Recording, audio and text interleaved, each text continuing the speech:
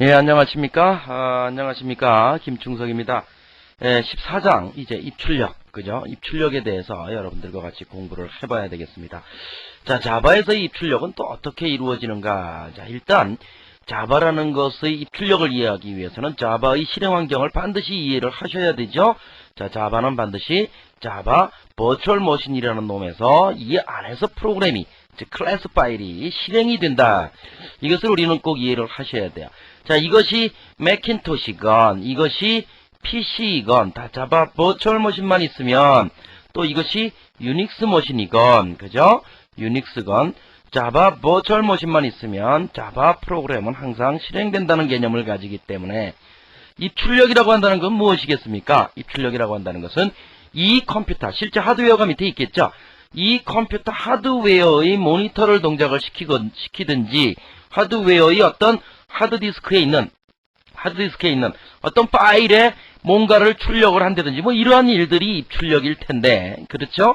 이러한 일들이 입출력일 텐데, 이러한 일들을 이러한 하드웨어와 독립적으로, 그죠? 이게 매킨토시건 PC건 유닉스건 상관없이 독립적으로 수행해야 되는 것이 바로 자바의 입출력의 개념이에요.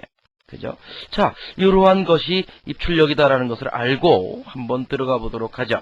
자, 그러면 14장 입출력에서 배워야 될 내용은 무엇인가 하고 살펴보니까 14.1절에 java.io 패키지의 개요 그래가지고 자바에서 제공되는 입출력을 위한 클래스들이 이미 다 만들어져 있어요. 우리는 이러한 클래스들로부터 어떤 객체를 생성해서 입출력을 수행하면 되겠어요. 간단하죠?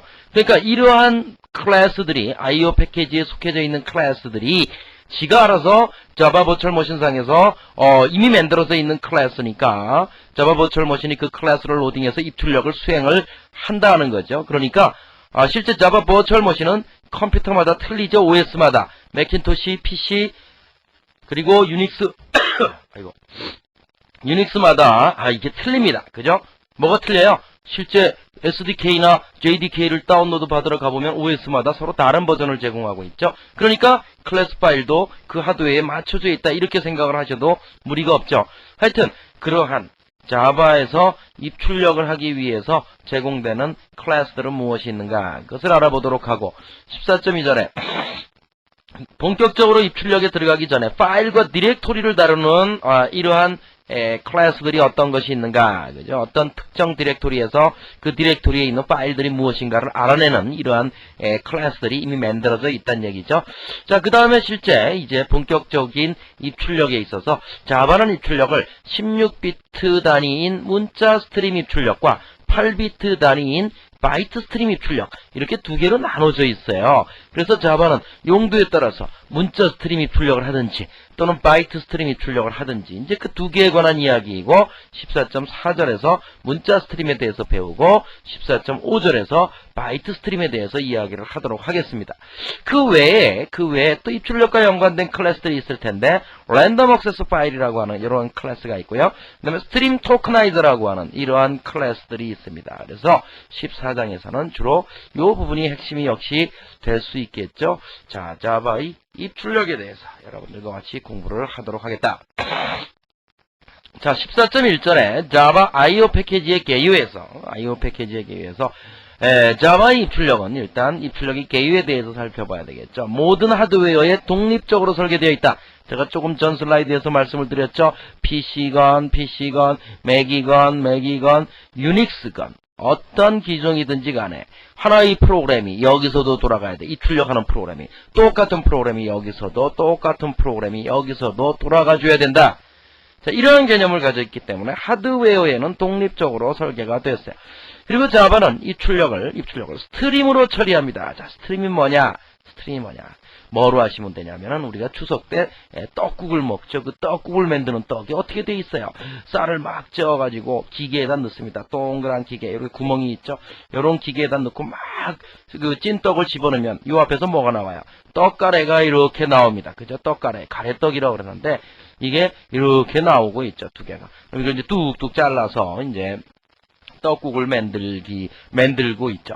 자, 이걸 우리는 뭐라 그래요? 스트림이라고 보시면 돼요. 스트림이라는 얘기는 뭐예요? 그러니까 순서가 있는 일련의 데이터를 의미하는 추상적인 개념이에요.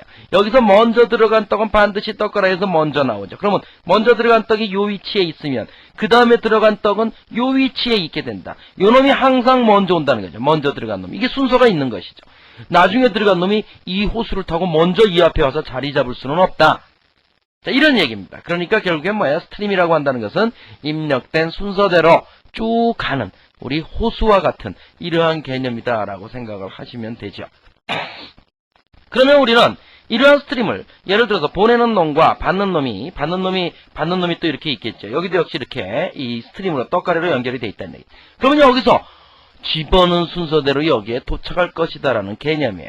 그렇게 되면 우리는 결국에는 뭐냐면은 이 스트림은 이미 확립이 돼 있다는 이야기는 우리는 이 스트림에다가 데이터를 라이트하면 돼요. 이쪽에서는 당연히 이 스트림에 들어간 놈은 줄줄줄줄 순서에 따라서 일로 도착하게 돼 있어요. 이놈은 어디서 읽어? 이 스트림으로부터 데이터를 리드만 하면 되는 거예요. 그죠?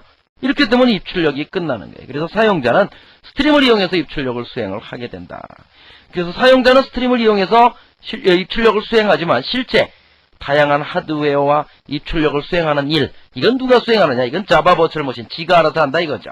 그죠? 자바 버추얼 머신이, 자, 이 컴퓨터에 뭐가 붙어 있어요? 하드디스크가 붙어 있고, 또 이 컴퓨터에 뭐, 모니터가 붙어 있고, 또 네트워크로 연결돼서 또 다른 컴퓨터와 연결이 돼 있어요. 그죠? 자, 이런 것들을 전부 뭘로 보겠다? 스트림으로 보겠다는 얘기죠. 그럼 자바 버추얼 머신이 여기다 갖다가, 우리 프로그램에서는 이 스트림에다 갖다가 프로그램을 입력을 하고, 여기다 출력을 하고, 라이트를 하더라도, 실제 하드웨어를 동작시키는 일, 하드디스크에 갖다 놓는 거, 모니터로 출력하는 거, 다른 컴퓨터로 보내는 거 틀리겠죠. 이러한 일들은 누가 알아서 한다는 얘기예요. 이 자바 버추얼 머신이 지가 알아서 수행하니까 우리는 신경 쓰지 않아도 된다. 그죠? 신경 쓰지 않아도 된다. 자, 그런 의미예요. 그래서 자바는 스트림을 이용해서 입출력을 수행을 한다. 그래서 이러한 입출력을 위한 클래스들을 java.io.package로 제공을 하고 있어요. 그림 14-1. 지금 제가 슬라이드에는 나타내지 않았는데. 자, 317페이지에 나와 있죠. 자, 일단 그러면 스트림에 대해서 먼저 조금 더 알아보도록 하죠. 자, 어떤 프로그램이 있어요.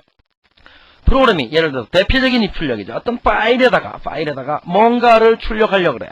그죠? 뭔가를 출력하려고 그래요. 그럼 어떻게 해야 돼요? 이 프로그램에서 write라는 메소드를 썼다라고 가정을 합시다. 그래서 사랑합니다, 사랑합니다라는 글자를 이렇게 문자 단위로 보내든지 바이트 단위로 보내든지 이러한 스트림에다가 써 넣는다는 얘기입니다. 여기에다가 써 넣기만 하면 된다는 얘기예요. 스트림에다가. 그죠? 그리고 그러면 파일에는 그놈이 저장이 되겠죠. 이게 바로 뭐예요? 출력이죠. 출력. 그죠? 자, 이놈을 입력받는 쪽에서는 어떻게 해요? 역시 그 파일을 오픈하고 파일을 스트링과 연동을 시키고 프로그램도 스트링과 연동을 시켜서 어떻게 해요? 파일로부터 리딩만 하면 돼요. 그러면 사랑합니다라는 글자가 이렇게 스트림을 통해서 오게 되면 얘는 이것으로부터 읽어드리기만 하면 그 파일로부터 데이터를 읽을 수 있다. 우리가 입출력을 하는 대상은 어디다? 바로 이 스트림이다니. 스트림. 그죠? 이런 스트림에다가 데이터를 출력하고 데이터로부터 데이터를 입력받으면 된다.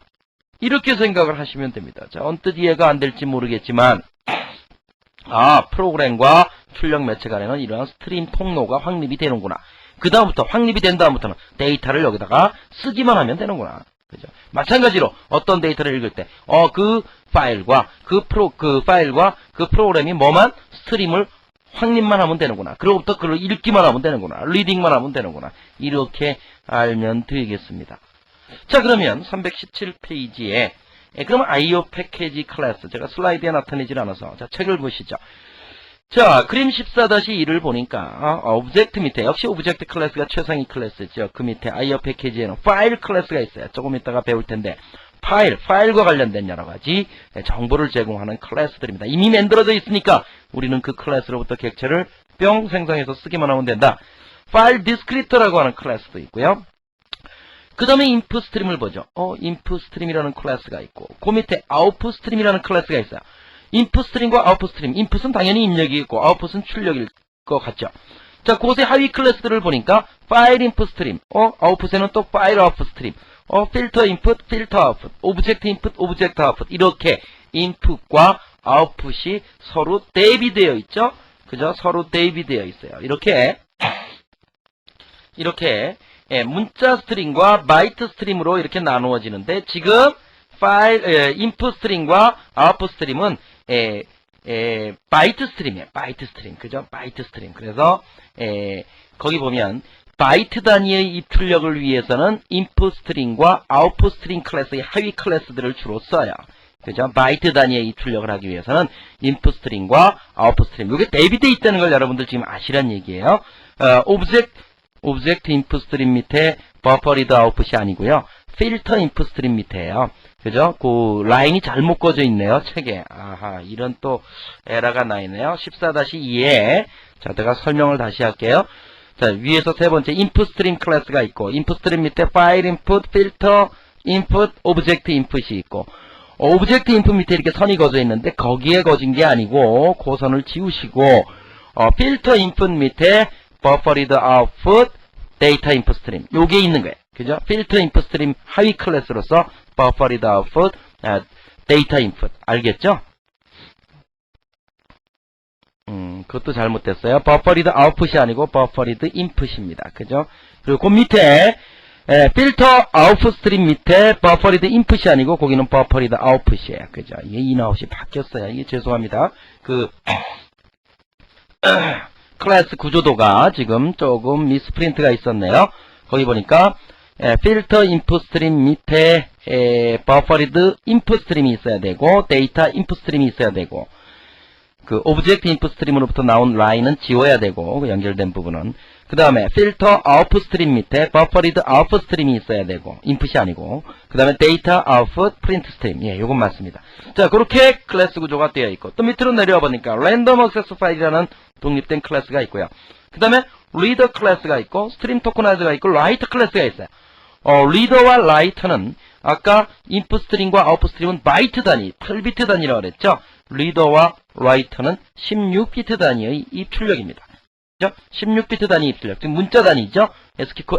유니코드 문자 단위의 입출력이기 때문에 그 밑에를 보니까 역시 버퍼 리드 리더, 버퍼 리드 라이터가 있죠. 역시 대비되고 있죠. 인풋 스트림 리더, 아웃풋 스트림 라이터가 있어요. 역시 대비되어 있고 프린트 라이터가 하나 더 있고 라이터에는 그 다음에 인풋 스트림 리더에는 파일 리더, 아웃풋 스트림 라이터에는 파일 라이터 클래스가 이렇게 존재하고 있어요. 자, 여기에서 우리가 알아야 될 것은 뭐다? 아하, 문자 단위든 바이트 단위든 입출력은 이렇게 당연히 대비될 수밖에 없겠죠. 한쪽에서 왜냐하면 이쪽에서 출력을 하면 이쪽에서는 뭐예요? 입력이 될 테니까.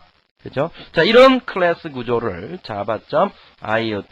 패키지는 가지고 있다 한다는 것을 우리는 알아야 되겠습니다. 자, 이렇게 해서 14.1절에 java io. 패키지의 개요에 대해서 살펴보았습니다. 자, 다음 절에서 뵙도록 하죠.